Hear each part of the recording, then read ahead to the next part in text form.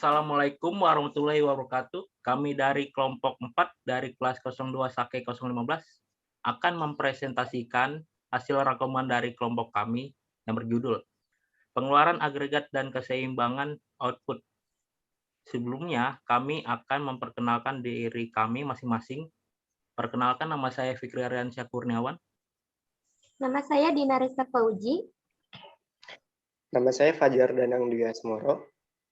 Untuk mempersingkat waktu, langsung saja kita ke materi.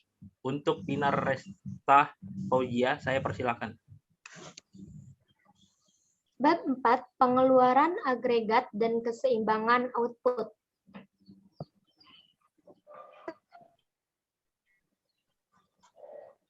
Apa saja sih yang akan dibahas pada bab 4 kali ini? Yang pertama, pengertian output dan pengeluaran agregat. Yang kedua, menjelaskan komponen-komponen pengeluaran agregat pada perekonomian tertutup, seperti konsumsi, tabungan, investasi, dan beberapa hal yang mempengaruhi besarnya pengeluaran agregat.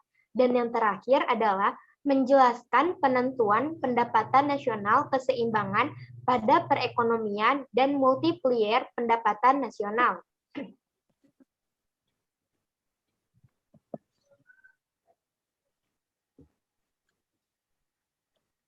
Output agregat atau pendapatan agregat. Pengertian dari output agregat adalah jumlah seluruh barang dan jasa-jasa yang dihasilkan di dalam suatu perekonomian pada periode tertentu. Pengertian dari pendapatan agregat adalah total pendapatan yang diterima oleh seluruh faktor produksi pada suatu periode tertentu.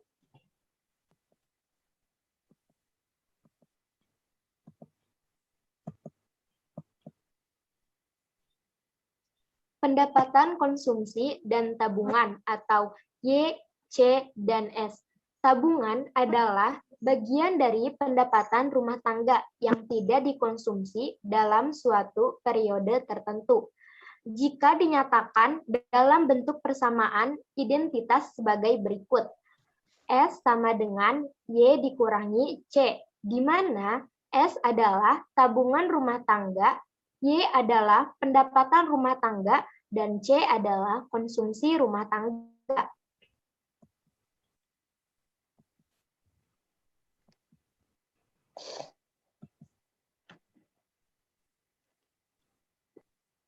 Apa sih yang dimaksud dengan tabungan rumah tangga, pengeluaran konsumsi rumah tangga, dan konsumsi agregat?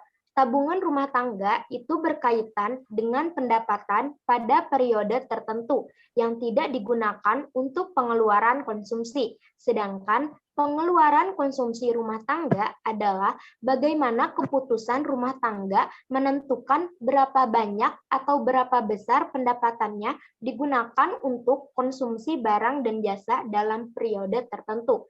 Sedangkan konsumsi agregat adalah seluruh jumlah pengeluaran konsumsi rumah tangga untuk barang dan jasa dalam suatu perekonomian. Hal yang menentukan konsumsi agregat itu ada 4. Yang pertama, pendapatan rumah tangga. Yang kedua, kekayaan rumah tangga. Yang ketiga, tingkat suku bunga.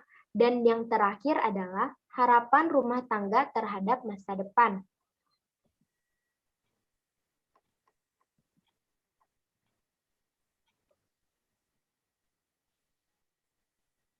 Kenaikan kekayaan rumah tangga akan menggeser kurva konsumsi ke atas, yang artinya semakin besar kekayaan yang dimiliki oleh rumah tangga, pengeluaran konsumsinya akan semakin tinggi, dan sebaliknya.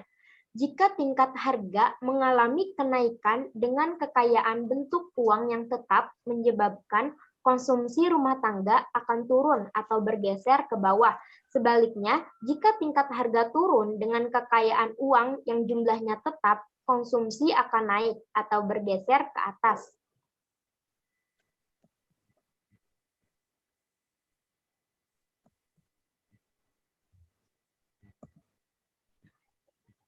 Menurut Keynes, konsumsi rumah tangga secara langsung berhubungan dengan pendapatan rumah tangga. Pengertian fungsi konsumsi adalah hubungan antara konsumsi dan pendapatan. Fungsi konsumsi sebuah rumah tangga menunjukkan tingkat konsumsi pada setiap tingkat pendapatan rumah tangga. Dari gambar tersebut, Y adalah output agregat atau income, C adalah konsumsi, dan B adalah kemiringan atau slope. Daripada garis yang menunjukkan perubahan konsumsi sebagai akibat perubahan pendapatan, buka kurung delta C dibagi delta Y tutup kurung, di mana C diukur oleh sumbu tegak dan pendapatan Y diukur oleh sumbu datar.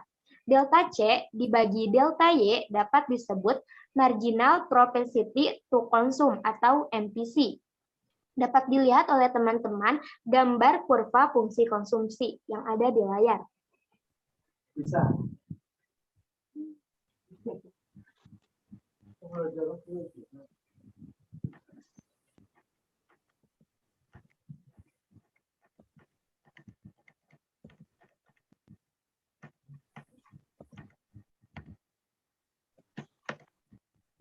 Di mana rumusnya C adalah A ditambah B dikali Y, di mana Y adalah output agregat atau income, C adalah konsumsi, dan B adalah kemiringan atau slope.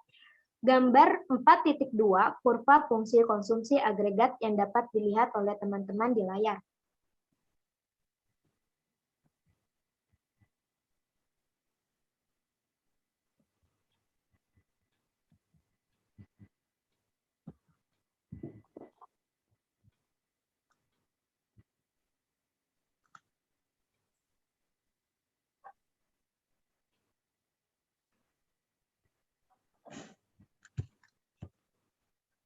Gambar 4.3 kurva fungsi konsumsi agregat C sama dengan 100 ditambah 0,75Y.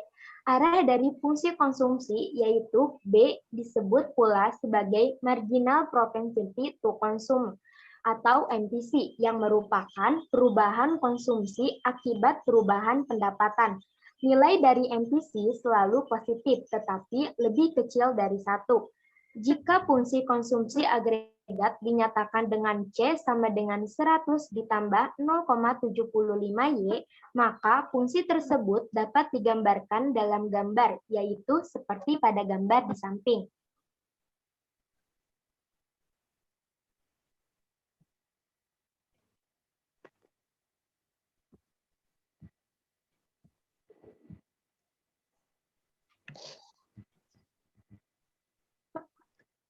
Kurva pengeluaran agregat dan tabungan dapat dilihat oleh teman-teman yang ada di layar.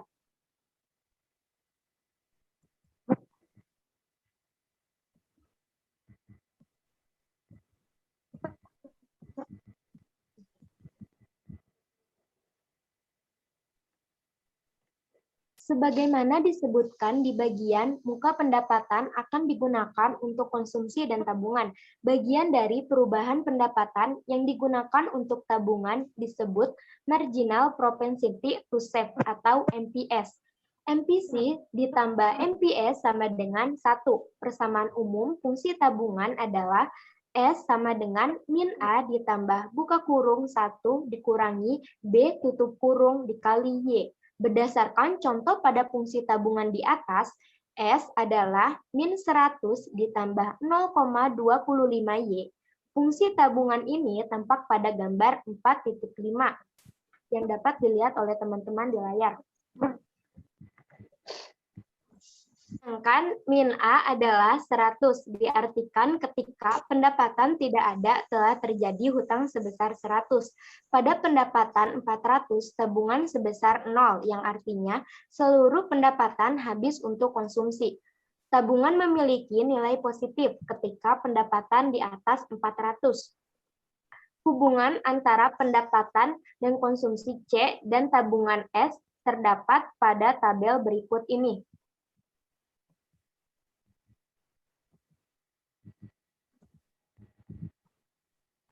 Dapat dilihat oleh teman-teman yang ada di layar. Materi selanjutnya akan dijelaskan oleh teman saya. Kepada Kak Fikri, saya persilahkan.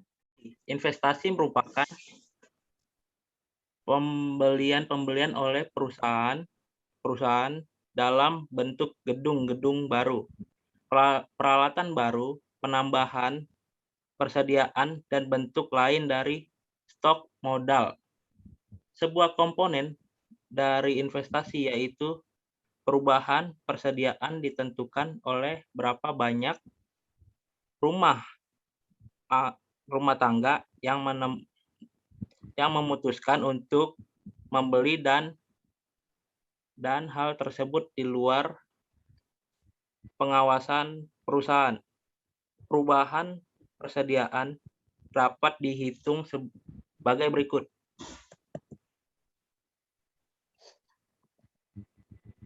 Perubahan persediaan sama dengan produksi min penjualan.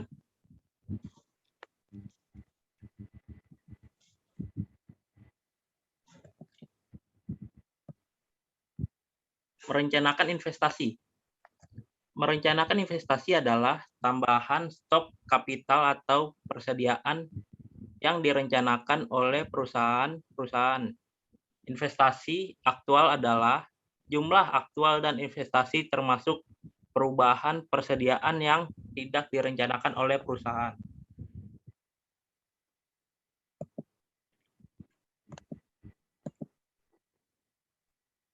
Dari gambar di samping dapat kita asumsikan sebuah investasi yang tetap. Investasi tersebut tidak tergantung pada pendapatan berapapun. Pendapatan investasi tidak mengalami perubahan. Ketika suatu variabel seperti investasi yang direncanakan tidak tergantung kepada tingkat perkembangan ekonomi, disebut sebagai variabel investasi otonom. Pengeluaran agregat yang direncanakan atau AE. Untuk menentukan besarnya pengeluaran agregat, kita tambahkan pengeluaran konsumsi dalam kurung C. Pengeluaran investasi yang direncanakan dalam kurung I pada setiap tingkat pendapatan. Dalam ekonomi makro yang dimaksud keseimbangan di pasar barang adalah titik di mana pengeluaran agregat yang direncanakan sama dengan agregat output.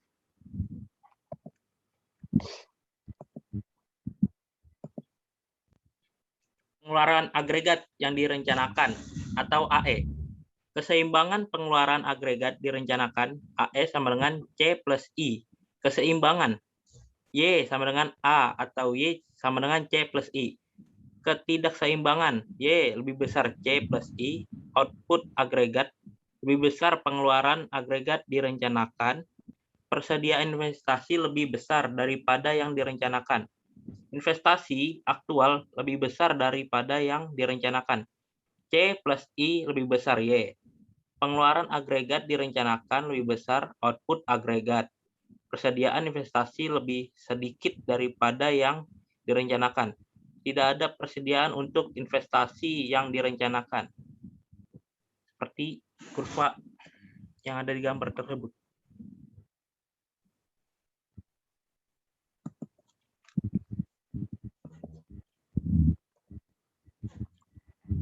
Gambar 4.8 keseimbangan pengeluaran agregat yang direncanakan atau AE.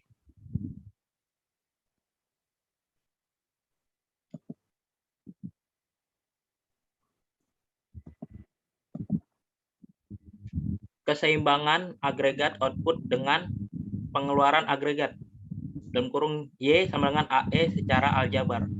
Jika diketahui 1. Persamaan identitas output agregat Y sama dengan C plus I.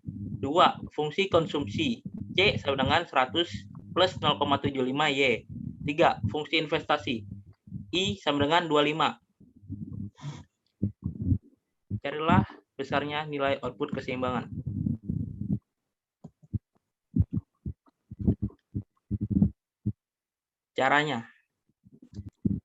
Caranya, substitusikan persamaan tidak more 2 dan 3 ke dalam persamaan. 1 akan diperoleh Y sama dengan 100 plus 0,75 plus 25. Y kurang 0,75 sama dengan 100 plus 25. Y kurang 0,75 sama dengan 125. 0,25 Y sama dengan 125. Y sama dengan 500. Dari perhitungan aljabar di samping keseimbangan output agregat dan pengeluaran agregat ketika output agregat atau pendapatan agregat Y sebesar 500. Pendekatan yang kedua untuk mendapatkan keseimbangan output dengan menggunakan persamaan S sama dengan I, yaitu output agregat akan menjadi sama dengan pengeluaran agregat. Hanya jika tabungan sama dengan investasi yang direncanakan dalam kurung S sama dengan I. Dengan perhitungan sebagai berikut. S min 100 plus 0,25 Y sama dengan 25. 0,25 Y sama dengan 125. Y sama dengan 500.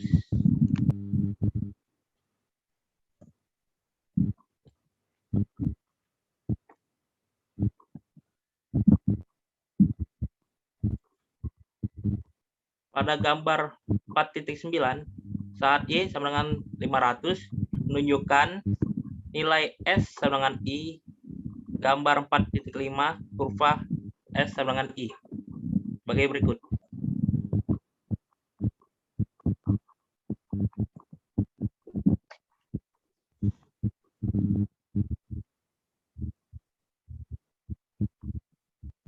Untuk selanjutnya, silakan Fajar. Baik. Multiplier atau pengganda. Suatu penambahan investasi akan menyebabkan output mengalami kenaikan. Tambahan investasi meningkatkan pendapatan, menaikkan konsumsi dan tabungan. Multiplier dari investasi otonom digambarkan sebagai pengaruh dari investasi awal di dalam produksi, pendapatan, pengeluaran konsumsi, dan keseimbangan pendapatan.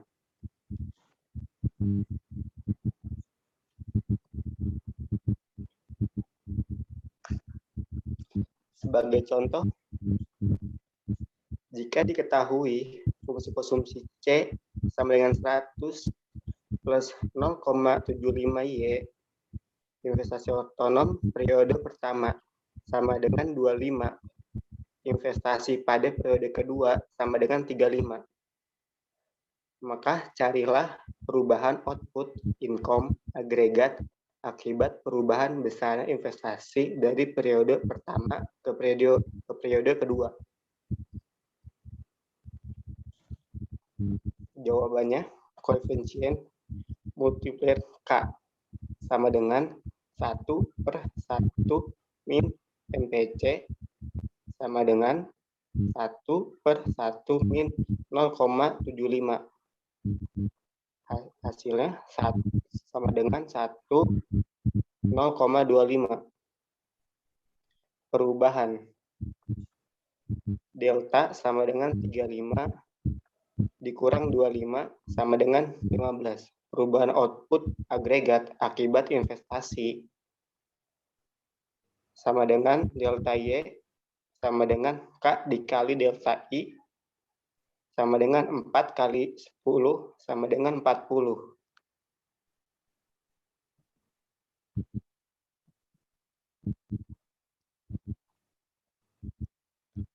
Adapun paradoks hemat yaitu suatu gejala di mana rumah tangga merencanakan untuk menabung dari pendapatannya dalam jumlah yang besar. Hal ini akan menurunkan konsumsi dan menurunkan pengeluaran agregat, sehingga pendapatan agregat akan turun pula. Pada akhirnya, masyarakat akan konsumsi lebih rendah dan tidak mampu menabung dalam jumlah yang besar.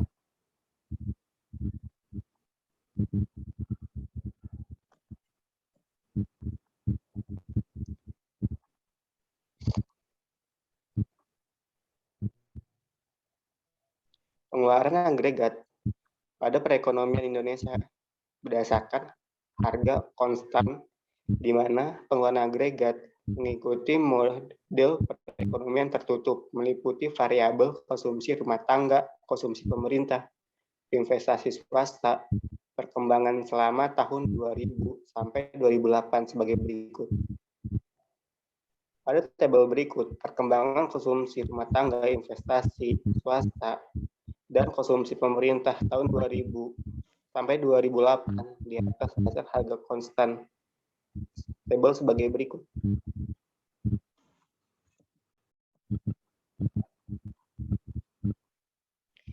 Sekian presentasi dari kelompok kami.